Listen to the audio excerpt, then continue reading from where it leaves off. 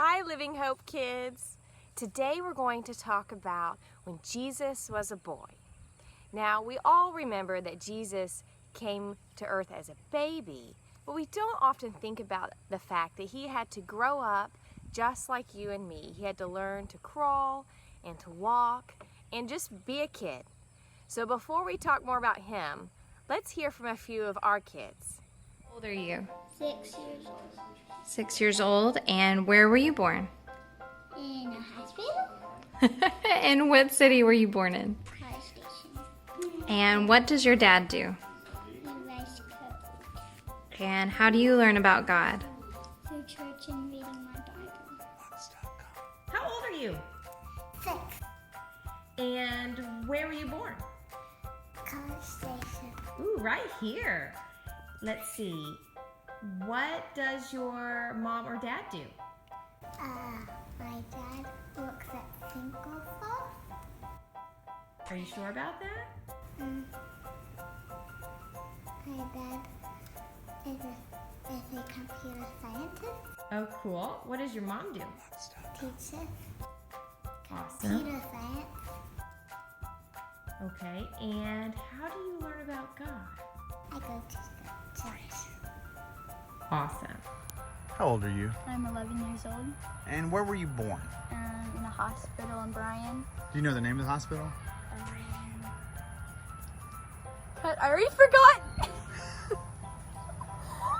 And what does your daddy do for a living? He tells people about God, and he's a youth pastor at Living Hope. And how about your mommy? She helps around the house, and she takes care of my siblings and me. Is that it? No, and she helps my dad and stuff with stuff. And how do you learn about God? My dad and my mom and my church. Just like those kids, Jesus was a kid too. In our story today, Jesus is 12 years old.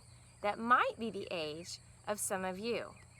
What did his dad do? His dad was a carpenter, so I'm sure Jesus was learning a lot about that trade too as he was growing up. Where was he born? Do you remember? Not College Station or Bryan, Texas. No, he was born in Nazareth. And for the last question, where did he go to learn about God? Well, let's look at our story and see if we can figure that out. One of the places.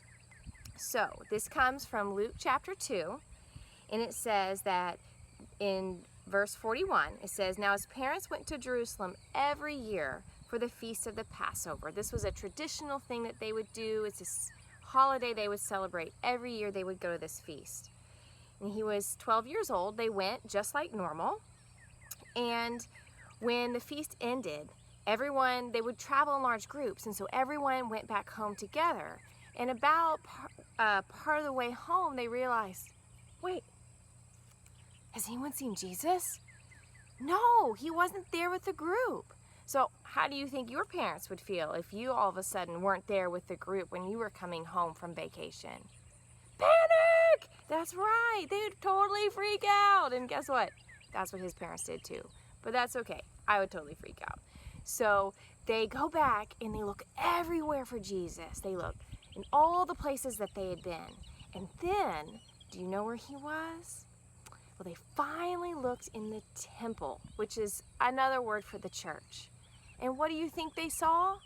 They saw him sitting there in the temple, listening to what all the temple teachers were saying and asking some really great questions. And everyone there was so surprised, like, who is this guy asking all these deep questions? He's only 12 years old, right? His parents were so relieved, I'm sure, to find him there, but then they asked him this question, what are you doing here? Because they're thinking, you should have been coming back with us. And you know what Jesus said? He said, did you not know that I must be in my Father's house?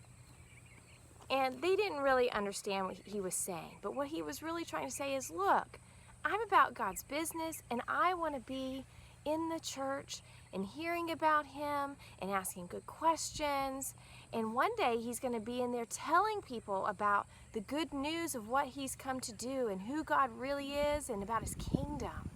But even as a little boy, he was about what God was doing. And I want to tell you that you may sometimes feel like you're just a little boy or a little girl. But don't believe it. Don't believe it. You too can be about God's business. First, you have to know him and accept him as Savior. We talk about this a lot, the ABCs. You have to be a believer. Then you can be about his business. And it's so easy. You just admit to God that you're a sinner. You believe that what he did when he died on the cross and rose again on the third day was enough to take care of all your sin. And the big last step, which is a lot of the steps that people have trouble with, is you got to commit your life to him. That means you give him everything. You say, God, you are in control and I'm not. And I want to do what you want to do. And I want to be about your business. So I so encourage you today, if you haven't done that, what are you waiting for? And if you are a believer, ask God, how can I be a part of your business and what you're doing right now? And you'll be amazed at all the opportunities he'll show you and how you can love people well and be a blessing and speak truth. We love you. Have a blessed day.